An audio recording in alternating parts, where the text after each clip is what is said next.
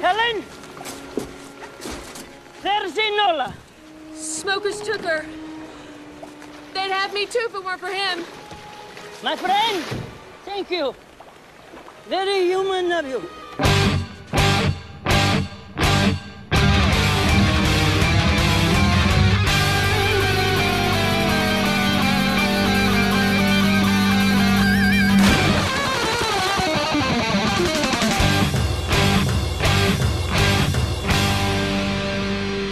Welcome to the Mad Max Minute presents Waterworld H2O minutes at a time. I'm Rick. And I'm Julia. And today we're talking about minutes 127 and 128, which begin with Gregor putting a positive spin on the loss of the Trimaran and end with the Atoll survivors being the worst. The exact opposite of the worst are our special guests for today. We have Michelle and Tom from Apocalypse in Review. Hello. Heyo. Hi, everybody. As far as Apocalypse in Review, could you give our listeners a little taste of what that show is that you do? Yeah, sure. It's basically just us talking about apocalypse movie. It's a comedic podcast, right? Like, we don't take ourselves seriously. We're not like serious movie reviewers. No, Tom always likes to say it's kind of like after you've watched a movie, you would leave and kind of talk about it with friends at a Denny's is his thing. I mean, I've always been an IHOP's girl, so okay, fine. I don't get that analogy, but you know what I'm saying. Like, okay, it's you watch the movie, then you're talking with your friends at a diner afterwards. It's not a super serious review. We're probably not going to get involved in cinematography and stuff like that. We're not trained experts. I love that that's your description of the impetus of the show, because that's largely how we started out doing this too. We would come out of the theater and we talk the whole drive home about the movie. Yeah, same. Yeah, absolutely. Yeah, and you're right. Everybody does that. So we decided to record it. Yeah. I don't like scary movies, so it's been one of those things where it's been a really growing experience. Like, I've learned to grow a lot as a person because I can't do jump scares. I still can't, but yeah, I'm learning to suppress my feelings of fear as I watch these, and I feel like I'm becoming more mature, you know? I'm becoming a better person. Growth.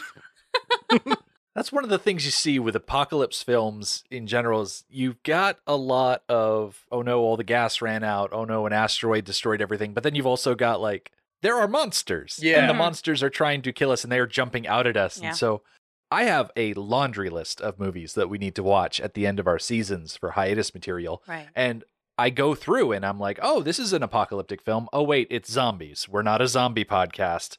We're going to set that aside. Sometimes it's sneaky zombies, like you're 28 days later and stuff. It's like, is it technically zombies? It It's is. more of a virus. They're zombies after they've gotten bitten by a virus. I'm just Virus saying. is zombies. I mean, they're linked, I think. Sure. Yeah. But I do dig the name of your podcast. Oh, thank you. We just watched Mad Max Fury Road. Yeah. So that's pretty cool. Now, you two have done a whole episode of your podcast on this movie, and I'm pretty sure you watched the theatrical 2-hour cut. Is that right? Yes. Mm-hmm. Have you had a chance to watch the 3-hour cut that I sent you? Nope. Mm-mm. I couldn't bring myself to make Michelle do it. I mean, as you can clearly see, our marriage is hanging on by a we're thread. still intact. Yeah. We need to keep this marriage alive, so Wedding bands doing are me the still favor. on, so, we didn't get a chance to watch the whole thing. I already destroyed Michelle's childhood once with this movie. So, no, we no, we not. haven't. I feel like want it would to, and explain yet a lot I more. can't.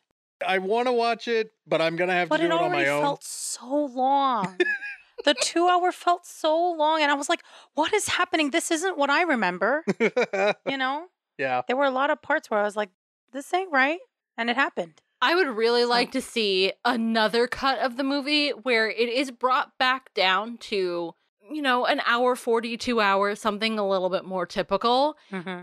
but not the theatrical cut. Right. Interesting. Trim some of that fat because it had a lot of fat on it. See, I can understand that. Yeah. Yeah. And the extended edition that we're watching for the minute by minute does have answers, and it does have moments that improve things. Not all of the additions are great. Okay. Some of them are, you see why they cut them. But I would like to see someone go in and re-edit it back down just to make it a better movie. And frankly, some of the scenes are completely out of order, and it's very obvious that they're out of order. Really? Yeah, it's bad. See, maybe I watched the original version when I was a child. That's why I was like, oh, this is a wonderful movie. I love Kevin Costner. I want to live in Waterworld, even with all those Pretty pirates. sure you were just a child. You never know. I was pretty deep back then. How dare you? Okay. Yeah. One of the big selling points of this movie are, oh, look at all of the things that are happening on screen right now. Look over here, there is stuff. Look over there, there are happenings. Yeah. Is that a guy flying through the air on a jet ski? You bet your butt it is. Right, sometimes that's what the movie's about. There's definitely plenty to look at. Mm-hmm. That is established.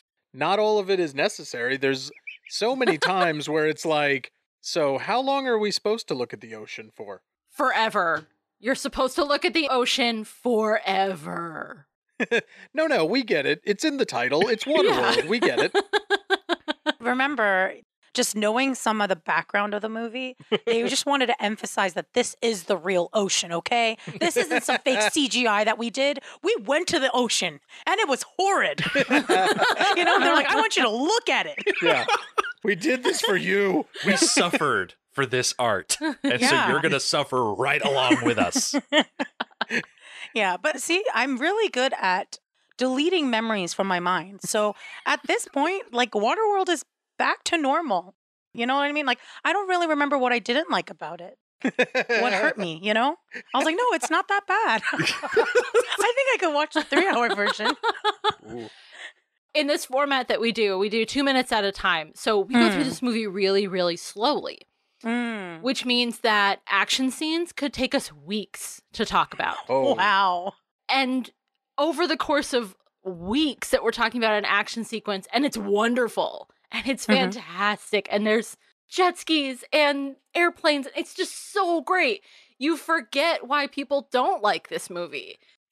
And then flip around and you spend weeks just on the ocean, not looking at anything, and nothing happens.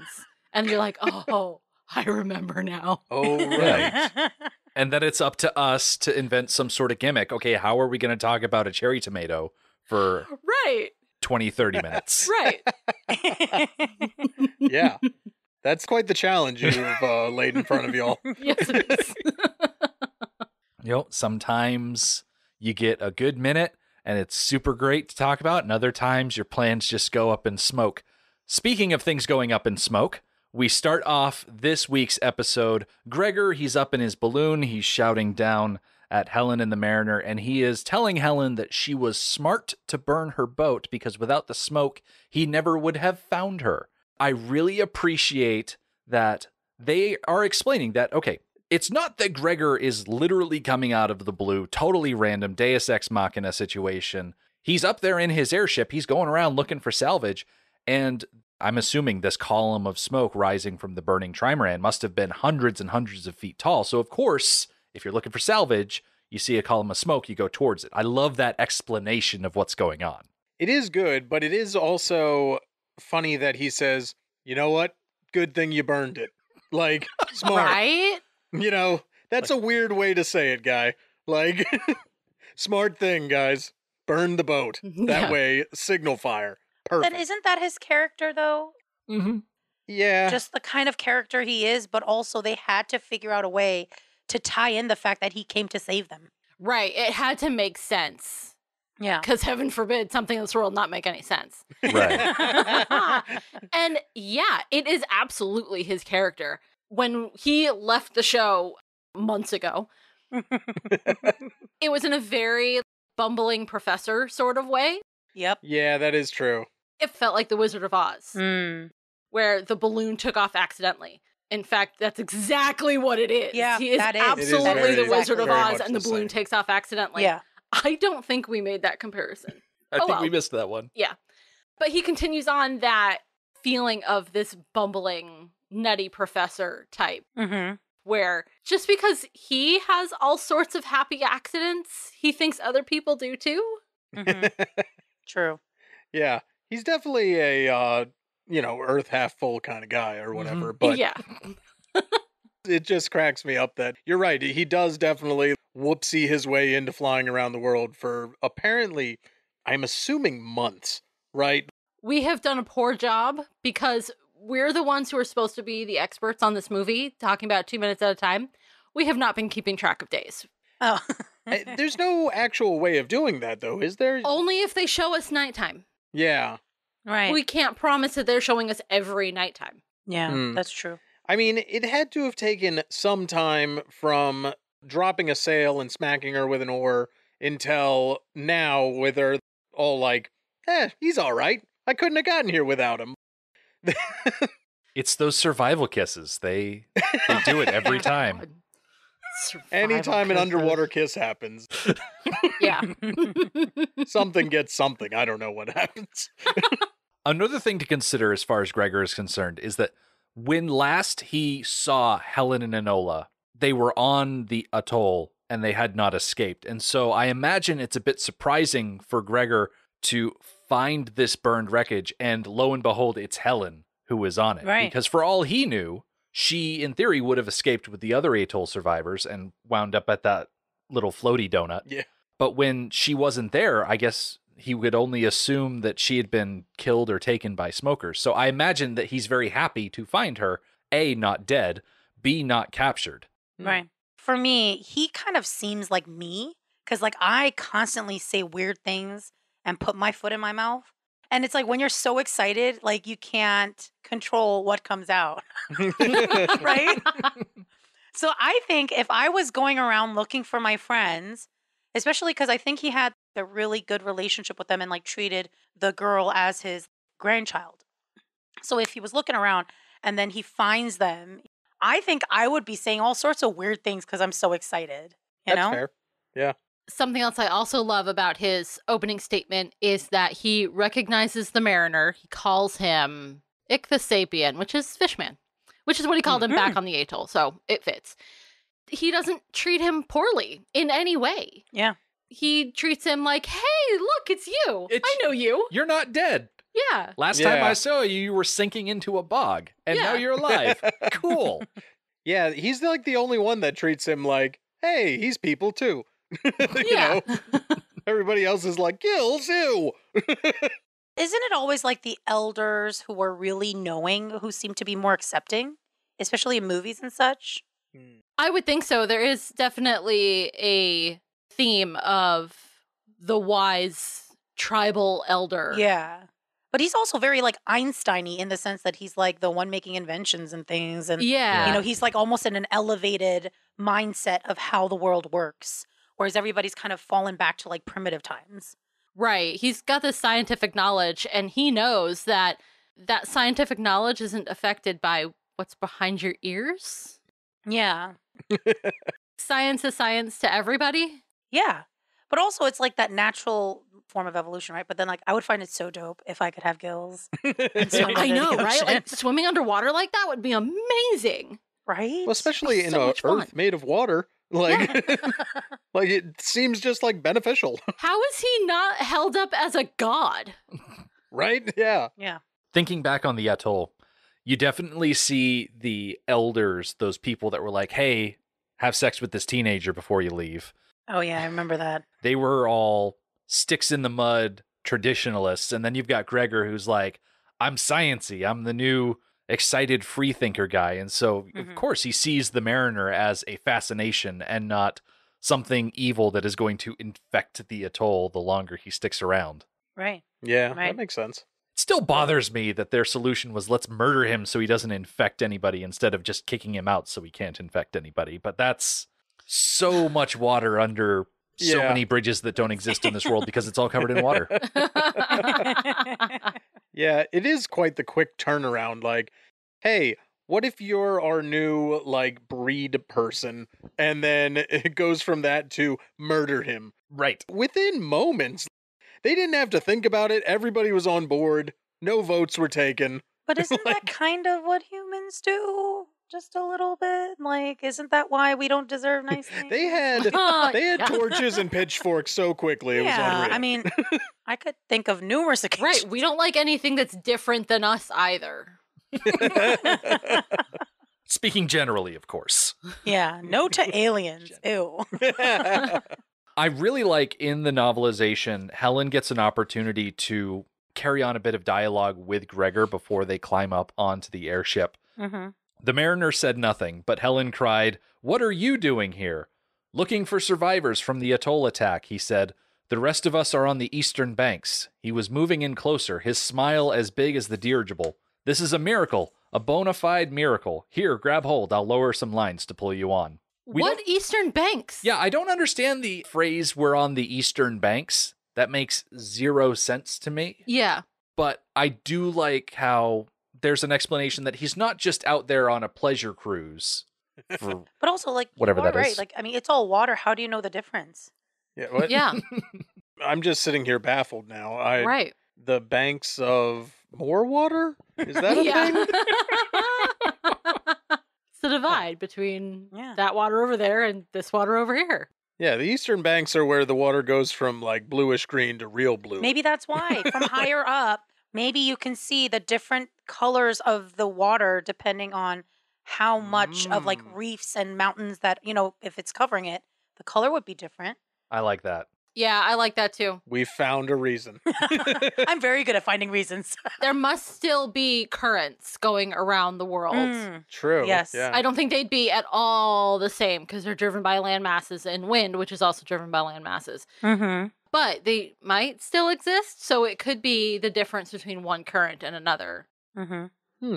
I had a suspicion that the Eastern Banks was the name of this new tiny atoll that these survivors are putting together. Oh, that they named it? Mm-hmm. But I was disappointed, or maybe not disappointed, I don't know, with my expectations of this book. The atoll is named New Oasis because the old atoll was called Oasis.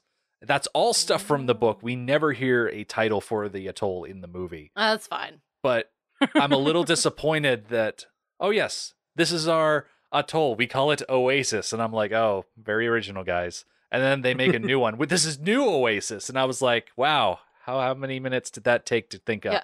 Rick, we live in New England, where half of our towns are the same names as England, and the other half of the towns are the same names as England with new in front of it. That's fair. Yeah. Yeah. I mean, again, isn't that so U.S. though? Isn't Yeah. that just so us? I think that was whoever landed because there is like New South Wales in like Australia. So Yeah. whoever Yeah. landed there was But like, it this is makes- the new one. But it makes so much sense that they do that in the book too. Because Yeah. it's like, do we really change as humans just because the Earth, like? So is there a little Ruins? floating raft called like Third Time's the Charm or something? Like, It's bad luck to not have your boat given a name. Yeah. So you got to name it you something. have to name it. take 3. I wonder what gives people the need to just put new. Because I would assume if it went down in a fiery like blunder or whatever, I would want to name it something completely different. Like I've never named my car the same thing. I've never named my child like the same name but new. The George Foreman effect. Yeah.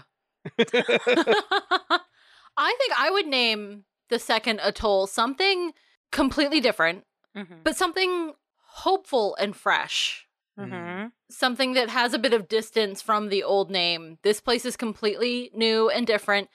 Also, they lost the atoll, but they also lost a lot of people. Oh yeah. Yeah. So they're grieving, and perhaps they find comfort in remembering the atoll, but they also really need to move on. Mm-hmm.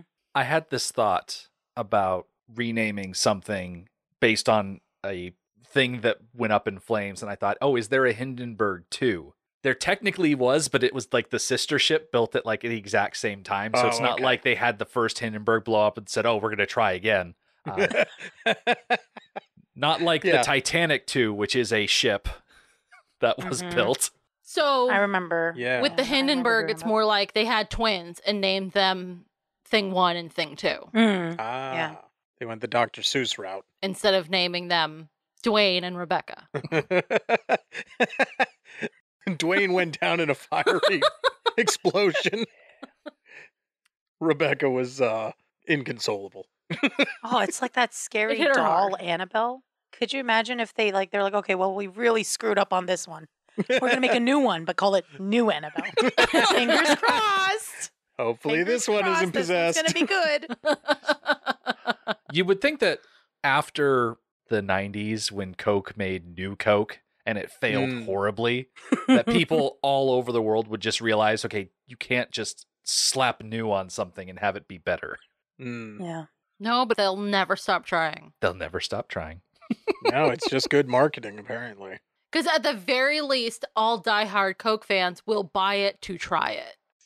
There is a curiosity that does get me, and I am one of those people that if I see new on a product, I'm like, well, I mean, it's They do a it new for you. Snickers. They do it for people like you. I know. You are that psychological anomaly that they're all like, well, you see, Look, if you put you're it a in large group of people. if you put Gatorade in a different shaped bottle, I'll buy that too. You're the same it's- focus group that, it's you know, a it's the problem. 2-for-1 sale. You're a part of I that. love a 2-for-1. Yeah, I sale. know. Sure, the old Atoll, the old Oasis, they took people they said were mutants, threw them in cages, and then tried to drown them. That might not be the case on New Oasis. They probably got a new horrible way to destroy people they don't like. Yeah, that sounds like the case. Yeah. Things don't go well when they reach the new atoll. Is it really an atoll yet? I don't think so. It's a Yeah. boat donut. It's not big enough to be an atoll. This new Oasis is as much an atoll as a circle of covered wagons is a city. Yeah, exactly. Yes, Exactly. not at all. An apt comparison. Gregor is very eager to rescue Helen and the Mariner. He tosses them down a rope and says that he will help them climb up. But then he has to stop and ask, where is Enola? Because based on Gregor's experience with Helen, she would never let Enola out of her sight. And so it's then that Helen has to break the news to him that Enola has been taken and they don't have Liam Neeson there to help them. So they're at a loss of someone with a very specific set of skills. I mean, they have the Mariner, but Right, they have someone with a very he specific set hasn't of skills. volunteered yet, so he's not going to be calling up the deacon anytime soon. But Gregor does take the opportunity to comment after Helen says that the Mariner saved her to say, "Thank you, my friend. That's very human of you." It's an interesting line. It is. He's been so cool about the gills and everything like that until here where he kind of definitely others him. Yeah, very human of you. Wink, nudge, you're not human. Yeah. The only reason that I'm okay with it, because it is very othering, is that the Mariner calls himself not human. Okay, that's fair.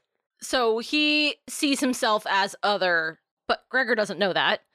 So I'm okay with Gregor othering him, I guess. I don't love it, but I can live with it. There's just something about the way he says it that rubs me the wrong way because from the Mariner's perspective, most of the people he's found on his adventure have stolen from him, cheated him, betrayed him, tried to kill him, all sorts of terrible things.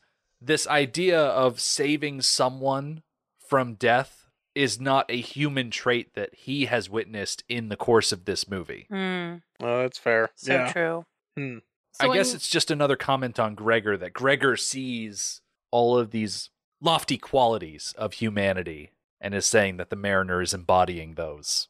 It's colonizer saying like, the noble savage kind of thing.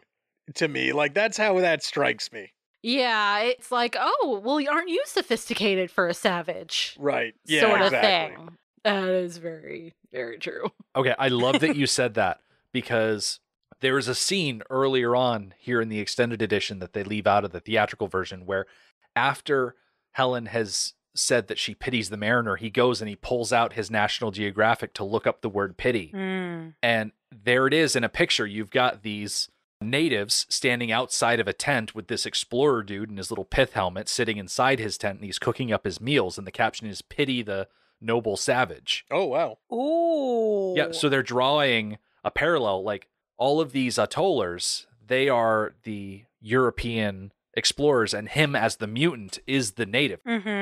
he's more well adapted to Waterworld than they are. Of course, yeah. In a way, they're visitors to this area, and he's sort of not necessarily guiding them through it. Oh my gosh, my mind is so blown right now. You know what's wild is that, because I'm like, why would you cut that from the theatrical? Because that really, like, oh my gosh, spells that out a puts so lot. much substance to the movie just Yeah. thinking about it. If there's one thing Kevin Costner loves doing, it's identifying with native people. He That really is- does, doesn't he? There's a reason they called this movie Dances with Dolphins.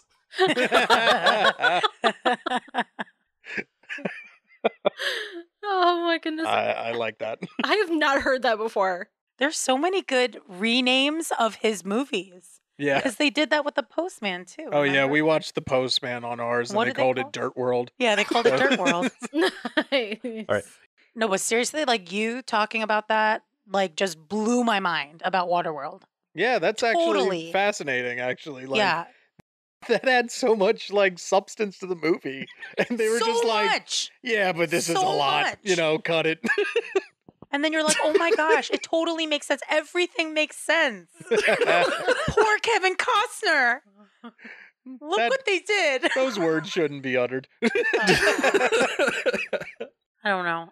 It's just mind blowing. Like, I can't even describe to, like, in words, like, what's going on in my brain right now, trying to, like, compute all that. I'm like, oh my God, it all makes sense now. This is an example of if this movie was recut using all available footage back down to a 2-hour movie, it would be a completely different movie and it could be so Yeah. much Oh, yeah. better. I fully agree with you now. Like, I see what you mean. And it could have a completely different tone and a completely different message that, frankly, we need. Mm-hmm. For sure. There's so much of this movie where you're just really not on anybody's side. And, like, it would really help if we could pick a side to, like, root Oh, for. that's so true. Even when like, the Mariner does stuff, I'm like, ew, why? But then, like, if I had seen that clip, I'd be like, oh my gosh, like, I could understand, like, what he's trying to get at. Like, Yeah, where he's coming his from a little bit personality, more. too, right? Like, you see certain things, but you don't really get why. You're just like, oh, is it because he just lived alone forever? Like, you know, like, you don't really understand that he's supposed to be signifying a separate kind, you know, quote unquote, like, kind of person, while these other people are, you know, so there's these 3 separate types of groups of people in this movie. Wow. Hmm. Yeah. Now I want to watch that long version. You've been talked into it. Yeah. I'm very good at following somebody's lead. If somebody says it enough, I'm like, okay, I'll try it. There's a part in this scene that I did want to address, though, is when she says that the little girl has been taken, she just says it so flatly, it's strikingly odd to me. Like, she's just like, oh yeah, they took her. She was taken by the smokers. Maybe that's just your perception. I don't feel like she did that. Helen is not overly dramatic. True. And it's definitely a Gene Triplehorn line delivery style. But also, I like to think that Helen and Gregor raising this child who was an anomaly, who's got this thing on her back and nobody wants her there, nobody wanted her on the atoll, True. that they kind of have had this conversation before. People might want to come and take her, and that is a possibility. And they were trying, I mean, they were building this dirigible so that they could leave. They knew that they weren't safe on the atoll. So I think possibly they've had this conversation before. But also, That's what if fair. it was just a matter of fact and she's like, okay, now what? Like, what do we do to get her back? Yeah. You're right. Like, she was never really that emotional in the whole movie, other than, like, When he tries to couple of- toss her overboard, she gets pretty, well, anger is not one of those emotions pretty that excitable. I was talking about. but- Yeah, she does. She gets angry a couple times and she yells and she gets physical in that anger, but she never gets hysterical. No, but also it's like what I meant by emotion was she's not lovey-dovey. She's not passionate. It's almost like she has this guard up because she's had a really rough life. And she's also like a barkeep. You have to keep yourself together constantly and have to deal with a lot of people that are not favorable or kind. That's fair. Describing her statement as matter of fact is probably the best way to do it because it is a fact. It is the situation that they are up against, and fretting about it and being super worried and loud isn't necessarily going to fix it. So it is information that has to be passed along because now their goal is to get Enola back. Right. They need to plan a rescue. I guess it just struck me as odd that it's just like, this is what happened. Okay. And then we move on. Like, it's just an interesting way of delivering that information. Yeah. They gave it more consideration than when the mariner got on the burned wreckage and he was like, my boat. That's very fair. All that sadness and emotion pouring out in just 2 simple words delivered by Kevin Costner. Flat as the open plains. As we transition from the burned out wreckage onto Gregor's flying machine, I do want to point out that the mariner has brought along the plastic canister with the pages in it that he got from the rapey drifter. So I forgot about him. I keep trying to remind myself that even though not everything in that scene necessarily needed to happen, the end result is that we got that canister because it's going to be very important later on in the episode. What I really want to point out is as they're flying up to this little circle of boats, you've got Gregor, ever the eternal optimist, who's like, you see, right down there, I had found other survivors. We're going to start over again. And I'm like, okay, well, thinking of the atoll they had versus the atoll they currently have, this whole idea of building again, it's going to be a long process. Yeah, definitely. He is so optimistic. Yeah. Yeah. Like, unreasonably so.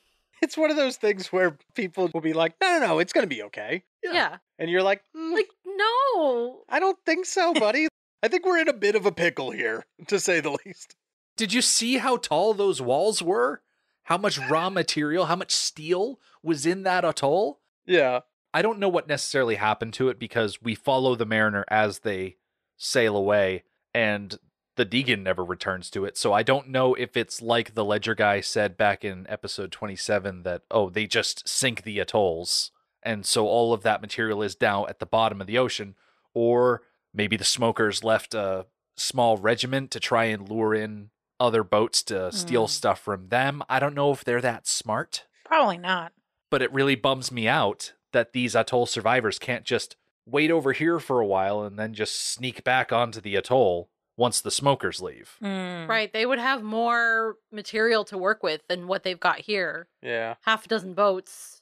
I kind of assume that the smokers just take all of that because they're constantly building stuff that we're not sure what it is, but they're welding things all the time for some reason. They're constantly welding.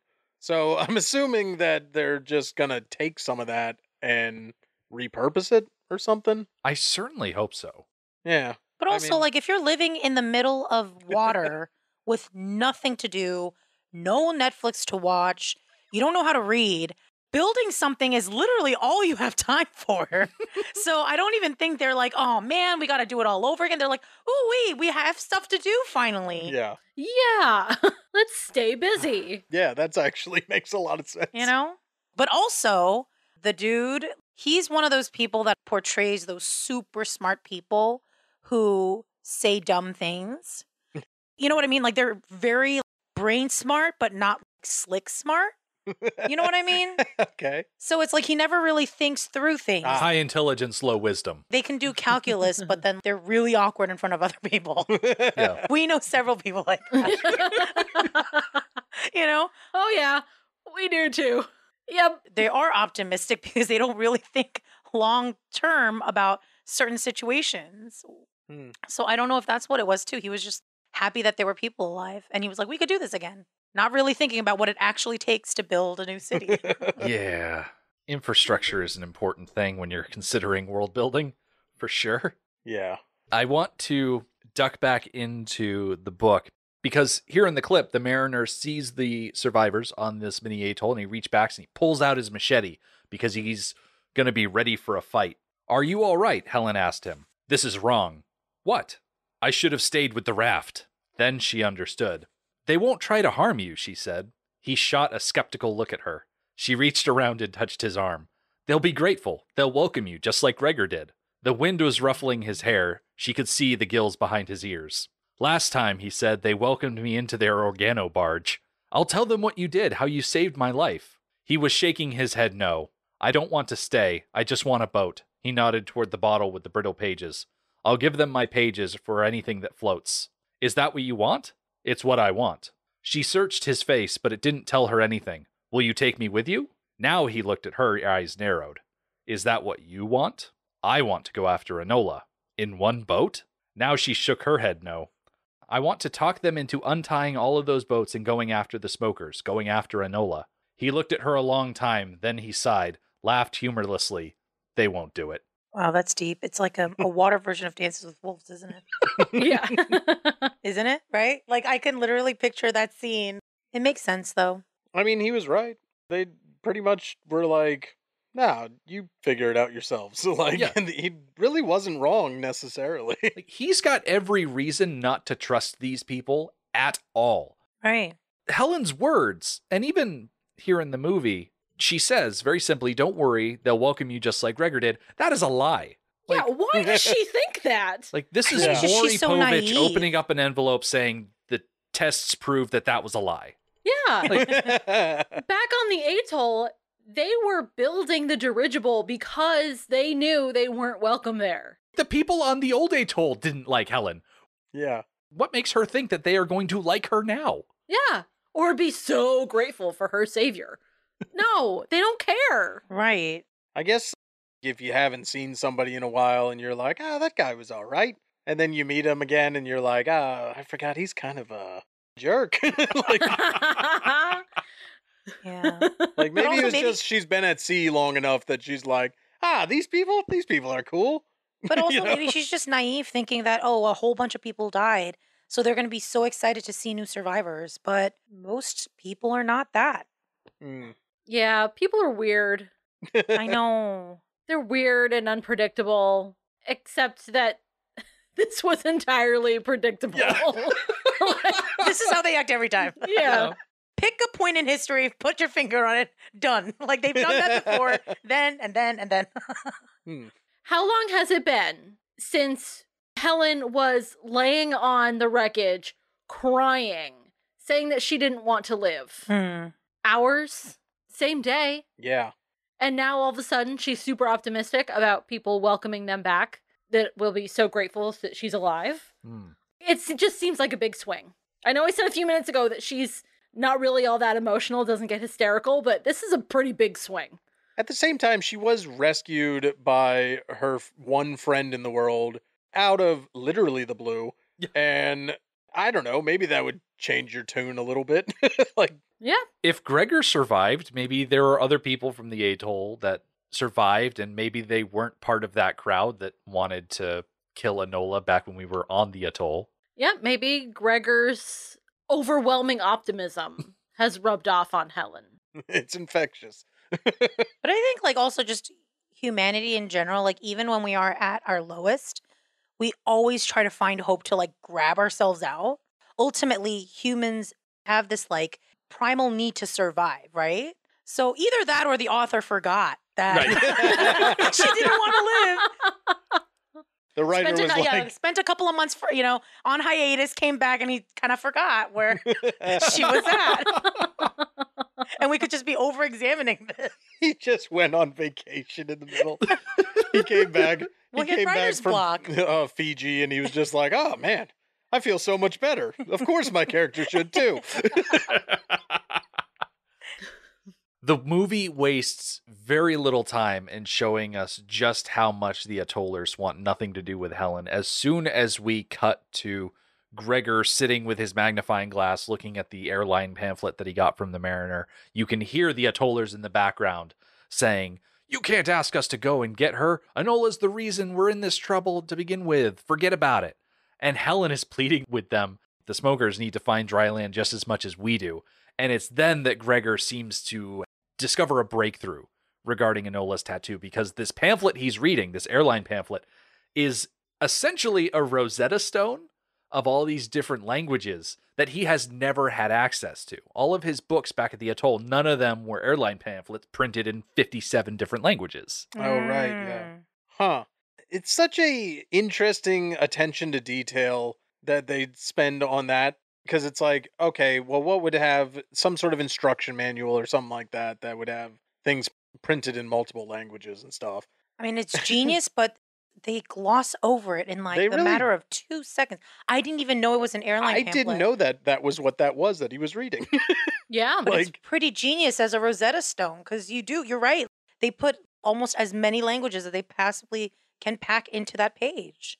Who knew that all those instruction manuals for everything electronic that you ever buy, that you throw away without looking at, that are packed with languages, who knew that they would be so useful? Right? Now I'm going to keep them. I know. I think a lot about my post-apocalyptic toolbox. Even though I don't want to survive, I don't want to be part of a post-apocalyptic era. I don't want to live through it. It would be miserable. Seriously, just kill me on the first round. I'm done. But I find the idea of a toolbox fascinating. First of all, magnets. We've talked about that plenty. Magnets are in your toolbox. Very handy. Second of all, I think putting those bits of paper that you find with all the languages on them, throw them in there. See, I like that idea. Yep. I'm going to add that to my hypothetical go bag that I don't have still because I'm too lazy to create one. Yep. I have a Pinterest board, but I don't have an actual go bag. This is a real slippery slope to you just being a hoarder for paper. I know. I know. I'm already a hoarder. This is a real slippery slope to finding multiple cats under the couch kind of a thing. It's all about an economical use of space. Like, I have a little cubby holder on my desk here, and I reached over and I pulled out the important safety instructions for a pair of earbuds that I have, and there are seriously like 20 different languages represented in this little booklet that's the size of my hand. If you are stuck in a situation where it's like, oh, I need to know what this language is, I can see the letters, but I don't understand it, I need some way to translate it. Little pocket-sized instruction safety manual from something as innocuous as earbuds, very handy to have in a post-apocalypse. Yep. I said that weird. I put weird emphasis on that word. Yep. Why do you still have that? Because I'm afraid to throw things away. Oh my gosh, throw it away. But what if I get it. What if you need it one day, like the these post-apocalypse? Are important safety instructions. Is there anything in there you can't get off Google? All right, no, but still. But what if Google goes away? Yeah. What if and we have to learn how to translate things again? That means there is enough problems with the infrastructure that your Bluetooth earbuds won't work anyways. I guess. And it means you can't get podcasts or music online, so why would you wanna? No, but we just talked about how we needed some form of written manual that has multiple languages. What I'm saying is, he should put it in his go bag or whatever bin you were talking about. A go bin. Then a go bin. Then at least whoever is going to survive will have access to this useful manual I guess, translate words. If you're walking across the wasteland and you run into somebody that doesn't speak your language, you can go, which one are you? And then we can maybe start to translate. Which one makes sense to you? But also, if we live in a world where there is nothing to do, like no Netflixing and no, karaoke, whatever, like reading a manual might be fantastic. Who knows? But in reality, you should throw it away. We're hearing the Atollers and Helen shout back and forth at each other. That Helen is insisting that if the Mariner is willing to go after Enola, then why not them as just normal people? And there's one Atoll woman in particular that specifically says, we don't want you here, you or the girl, just really reminding us these people hate Helen. And Gregor approaches Helen and he's like, Helen, ignore them because I have important information here. I've made a breakthrough. Listen to me, please. The papers the Mariner brought you, it's the same language as the tattoo is written in. And he starts listing off numbers and he's like, if I can figure this out, what they refer to. And Helen shuts him down so quickly. She just says they refer to nothing. It's like, whoa. Yeah, that's a weird tone to take with him. Of all the people, like, okay, look, you could be mad at the rest of the boat. This guy's still trying to figure stuff out and make things happen. You're like, shut up, old man. But like when I'm mad at the world, I get mad at you too. Like whoever you're most comfortable with, you kind of like we hurt the ones closest to us, don't we? Yep.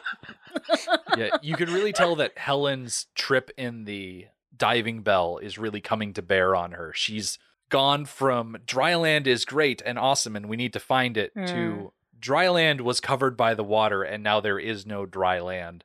She's made such a hard switch around on dry land is not there anymore. And it's something that I shouldn't be surprised by. It's just the way she puts it in this scene seems like she's leaning into it a lot harder than she was before when she was just being depressed on the boat.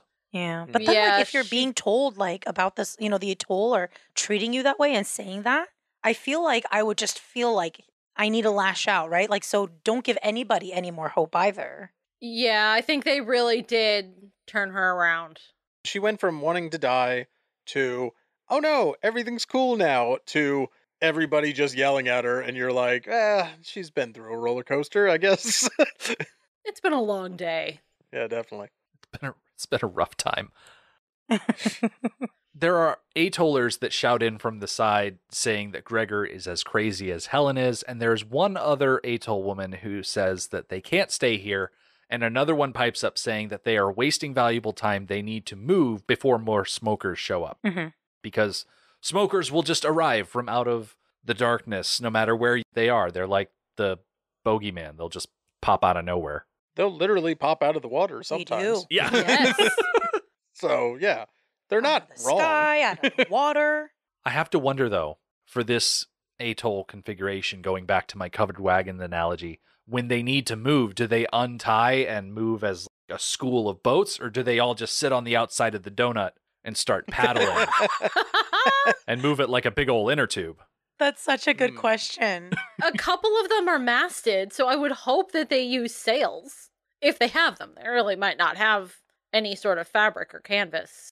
Right. But just from my basic knowledge of sails, you can't have them all strung together. They have to go on their own. It's- Yeah, they're very directional. Could you imagine them trying to all they're they're just strung up like a donut? The whole thing just starts rotating and doesn't really go anywhere. Yeah. They're just going in circles. They're like, Now- guys, we're doing this wrong. If they took all of their masts and canvas that they do have and rig up one sail, then they could absolutely sail around as a unit. Yep, that would work. The Uber sale. Oh, that would totally work. Yeah. But they'd have to be cooperative and industrious. Yeah, but they're so mean. And Yeah. yeah, they're mean. I don't really picture them doing amazing things. I wouldn't want to start a new civilization with them. No, they Yeah. don't seem like pull together and one for all kind of a group. Mm-hmm. If I was Helen, I'd be like, okay, bye, Felicia. Just Yeah. dip out Right, and leave, like, Okay, leave we with- checked yeah. in with you guys. Glad you're alive, but bye-bye. Yeah. Yeah, you do you. We're going to go make a better little town. Mhm. We have a Better dirigible. water town. We have a Yeah. dirigible. We don't need you. We're going to make our own town with cocaine and hookers. Right. We're going to call it Splashtown, USA. Yes. It's going to be so Nice. better than yours. Because it has a better name. Yeah. I do want to point out that I think that this is the first time that the name The Mariner has been said out loud in the movie. I think you're right. Mm. I don't think anybody's ever actually called him anything except Right. ichthyosapien and bad words. Muto. Right. Yeah. I Ichthy think freak. this is the first time anyone has given him a name that wasn't an insult, that was I think you're purely right. a neutral descriptor. He is the Mariner, because that's what he does. I'm so Mhm. glad that you pointed that out, because we've been calling him the Mariner this entire time Yeah. with no justification for it up to this point. Right. But it all ties in now, you see? Yeah. It was like 2/3 through the movie or so. They're like, all right, we'll name them. Yeah. And to remember for when we get to the very end of the movie that it is Helen who calls him the Mariner. So Mm. she's just giving him names left and right in this Mhm. version. Yep. All right. Cool. I like it. When you two were talking about this movie on your own podcast, you had a lot of whatabouts. And I have to wonder, did we clear up any of those whatabouts in our conversation today? Probably. I'm going to say that I have to say that I have probably forgotten all of our whatabouts. Oh, see, thank you for addressing that, Tom, because Yeah. I thought I was the only person who No. forgot. Like I say- said, my brain works in a very special way. Yeah. It forgets things almost immediately. Yeah, I say a lot of words and then ignore them immediately. So I just put it out there for everybody else to deal with, and then I just walk away from it forever. But there is a lot that I feel like, as far as like people's motivation and stuff like that, I feel like that has been cleared up a bit. And it definitely feels more like the characters are real now. Like, as Mhm. opposed to, Yep. they seem very flat in the theatrical version. Oh, like, so everybody- flat. Everybody is almost one-dimensional. Like, I mean, I was just like, Someone. why is Kevin Costner such a bad actor in this one? I do think it's really cool how you all like do the little like minute by minute, because I think when you do that, you get enough time to really dig into the movie and see all these things that like you glance over at. I've watched this movie at least 3 times. I've never noticed that he had a plane manual. Yeah, I guess ever. I never noticed that either. Or the fact that like he says certain words, like I would gloss over them, but like when you are going through like a minute or 2 minute chunks at a time, like you're really getting to like breathe in the movie in a sense. And so yeah, like I feel like this movie is a completely different movie from what I saw. This one's very interesting. I want to know one thing though, and this is back a little bit further back in the movie, but when they're like, I'm hungry, and he just dives in and finds a mutant shark to cook, where did the mutant shark come from? Oh, okay. This is why I He's ask. so excited. There is a detail in the novelization that we don't get in the movie. In the book, he goes about pretty much the same motions. He gets his double-sided spear gun. He hops off the end of the boat, and he's getting dragged by the trawling mode of the trimaran. But in the book, it specifies that he is making high-pitched squeaking noises with his mouth, like a dolphin, Like a dolphin. drawing that creature up from deep in the ocean because he is making this dying animal sound. So it's not just that he's oh my gosh, splashing that would have been around. so cool to watch in the movie. I know! Oh my gosh, what a bummer. Okay. Yeah. I like that. And Dude, it would that have would have been been so cool to watch if he's like, and you're like, what the heck is he doing? And then all of a sudden you see it going, oh, like a dog. Yeah. Like a dog hearing something funny. I could Oh just my imagine gosh. Kevin Reynolds walking up to Kevin Costner and be like, okay, I want to hear your dolphin impression.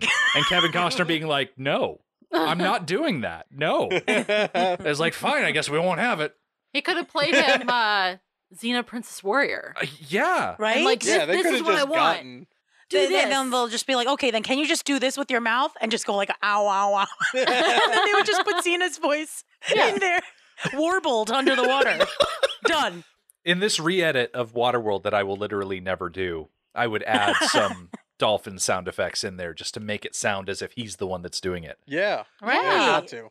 Because what Now, else would draw something that big up to the surface? The only question I still remains is, why do sharks evolve in water? Yeah, that's one thing we never really answered, where the whale fin necessarily came from. Yeah, I was just wondering about that. Like, why? Okay, they've been in water for forever. Yeah. And then all of a sudden it's more water, and they're like, now it's time. Now it's What did time they to turn evolve. into? It was like some sort of shark monster-y Oh. shark. Like, it it had was, a vertical mouth. it was extra shark. It was sideways. I have one theory. Okay. The world being covered in water, it doesn't make any sense in the timeline of things. Like, the world doesn't just flood all in one day and everyone's so surprised. No, it would happen slowly over time, like it's happening right now. And Not in my people Bible. would have a crap ton of time to prepare. If you gave our society like 100 years, and we actually, believed them, to be like, no, you will no longer be a land-dwelling people, you will be a water-dwelling people, we would engineer the crap out of that. We'd be like, cool, we got this. Because we have like the imagination and the creativity and the technology. Like, we could do that, no problem.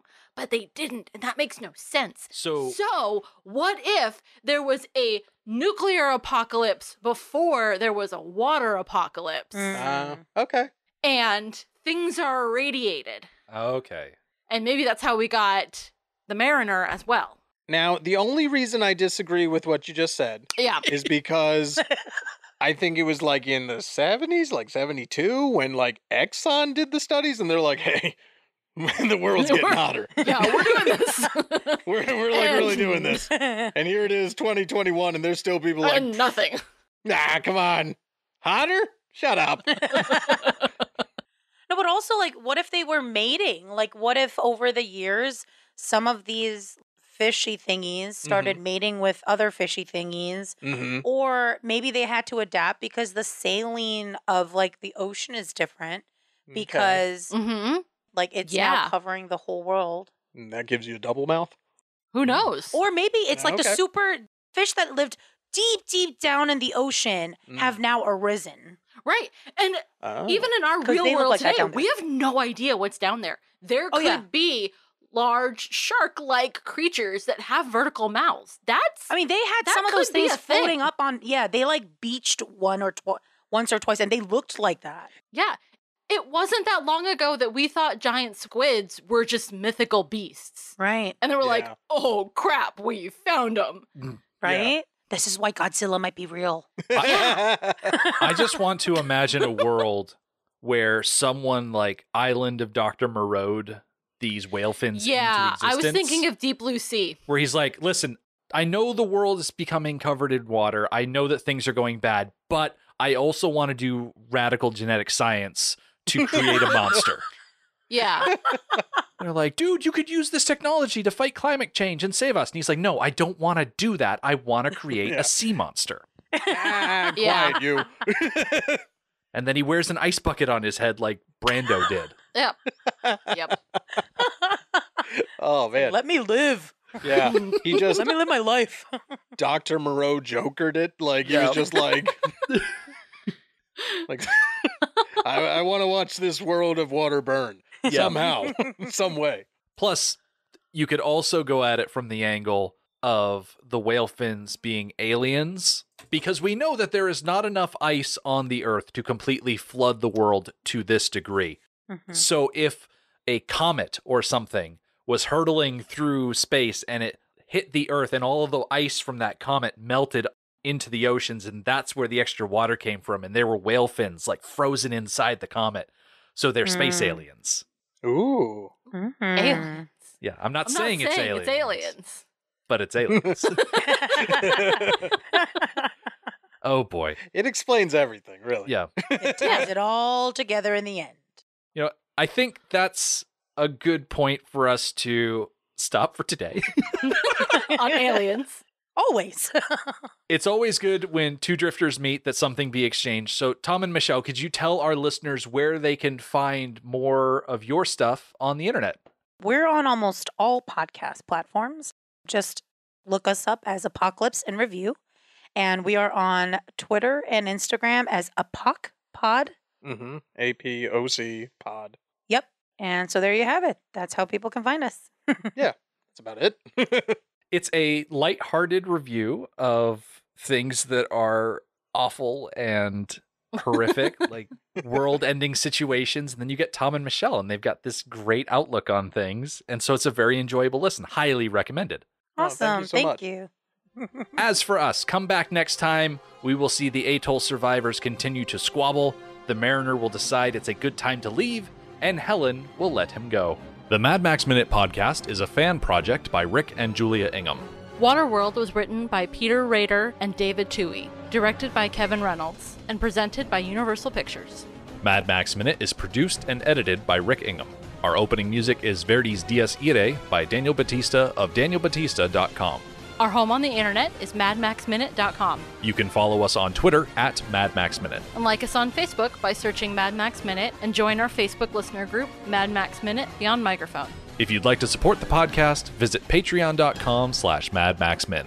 Thank you for joining us for Waterworld episode 64. We'll see you next time.